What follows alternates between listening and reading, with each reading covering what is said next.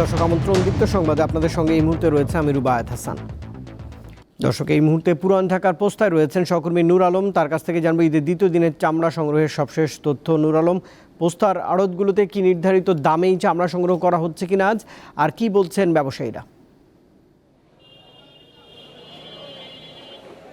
রুবায়েত, আপনি জানেন যে পবিত্র ঈদুল আজহার আছে কিন্তু তৃতীয় দিন এবং কালকে থেকে কিন্তু আসলে চামড়া সংগ্রহের যে প্রস্তুতি সেটা কিন্তু পুরোদমে শুরু করেছে রাজধানীর পোস্তা, ঢাকা শরীর রোড সহ লালবাগের যেই এলাকাগুলো রয়েছে এখানকার যে ব্যবসায়ীরা। এবং যেটা মৎস্য প্রাণী সম্পদ অধিদপ্তরের তথ্য মতে এবার প্রায় 1,04,00,000-এর মতো সারা দেশে কোরবানি দেওয়া হয়েছে। তার মধ্যে কিন্তু 50 লাখের মতোই কিন্তু এই ঢাকার যে রাজধানী সেই কোরবানি কিন্তু 50 লাখের মধ্যে রাজধানীতে হয়েছে। এবং সেই কোরবানির পশুর চামড়া কিন্তু আমরা গতকাল থেকে কিন্তু এখানে খবর সংগ্রহ করছি। সেখান থেকে আমরা দেখছি দুপুরের পর থেকে বিভিন্ন স্থান থেকে কিন্তু চামড়া এই পোস্তায় কিন্তু এসে জমা হচ্ছে এবং এখান থেকে কিন্তু ব্যবসায়ীরা তারা যে সরকার যে নির্ধারিত দামে রয়েছে সেই নির্ধারিত দামে কিনছেন, অথবা তার বেশি অথবা মান ভেদে বিভিন্ন দামে কিন্তু এখান থেকে কেনা হচ্ছে।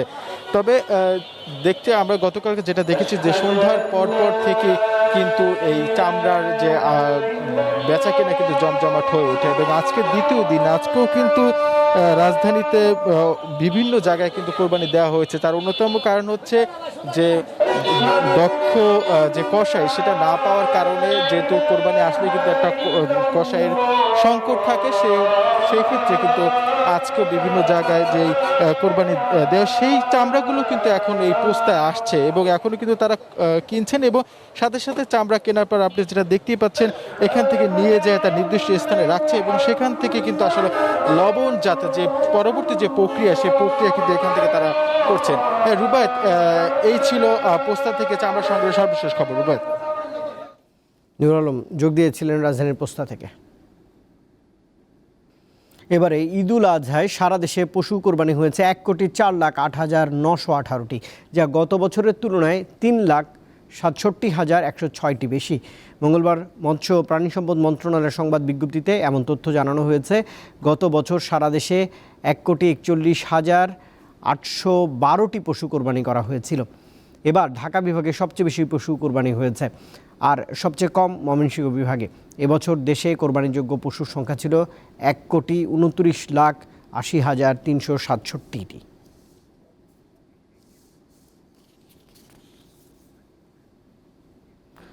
মূল্যস্ফীতির কারণে ঈদ ব্যাহত হয়েছে বিএনপির এই তথ্য ঠিক নয় বলে মন্তব্য করেছেন আওয়ামী লীগ সাধারণ সম্পাদক ওবায়দুল কাদের। মঙ্গলবার রাজধানীর ধানমন্ডিতে ব্রিফিংয়ে তিনি আরও বলেছেন, মূল্যস্ফীতি আছে, তবে এটা কমাতে চেষ্টা চালিয়ে যাচ্ছে সরকার। মিয়ানমারের বিষয়ে মির্জা ফখরুলকে চ্যালেঞ্জ করে ওবায়দুল কাদের বলেন, সার্বভৌমত্ব কোথায় আঘাত হানা হচ্ছে, অনুপ্রবেশকারীরা চলে গেছে, জাহাজও সরে গেছে। তিনি বলেন, দুর্নীতির বিরুদ্ধে জিরো টলারেন্স নীতি ঘোষণা দিয়েছেন প্রধানমন্ত্রী এবং দুদকও স্বাধীন করেছেন তিনি। যতই প্রভাবশালী হোক, দুর্নীতি করলে কারো ছাড় নেই বলেও মন্তব্য করেছেন ওবায়দুল কাদের।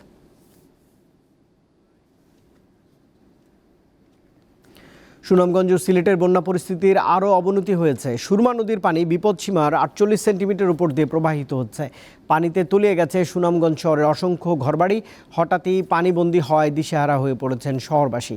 ঘরে থাকার মতো অবস্থা না থাকায় অনেকেই উঠেছেন আশ্রয়কেন্দ্রে। পাহাড়ি ঢলে আগে থেকেই প্লাবিত ছিল সুনামগঞ্জের ছাতক, দোয়ারাবাজার, শান্তিগঞ্জ, জগন্নাথপুর ও তাহিরপুরের 1.5 শতাধিক গ্রাম। নতুন করে পানি বাড়ায় বিশম্বরপুর, মধ্যনগর, দিরাইসহ জেলার প্রায় সবকটি উপজেলায় বন্যা পরিস্থিতির সৃষ্টি হয়েছে। ভারী বর্ষণে সিলেট জেলার সবকটি উপজেলার নিম্নাঞ্চল এরই মধ্যে প্লাবিত হয়েছে। এর মধ্যেই ভারী বৃষ্টির পূর্বাভাস দিয়েছে আবহাওয়া দপ্তর।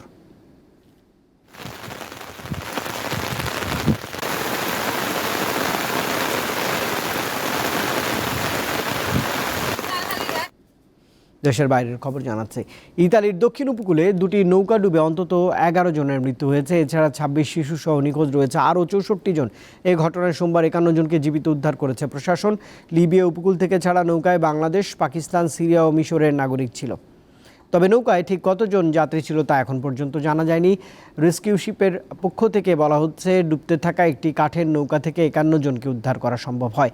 উদ্ধার হওয়া যাত্রীদের ইতালির কোস্টগার্ডের কাছে হস্তান্তর করা হয়েছে। ইঞ্জিনে আগুন ধরলে নৌকাটি উল্টে যায়। আর দর্শক, এই ছিল এখনকার মতো আমাদের পর আয়োজন। রাত 11টায় দীপ্ত সংবাদ দেখার আমন্ত্রণ রইল। এতক্ষণ সঙ্গে থাকবার জন্য ধন্যবাদ সবাইকে।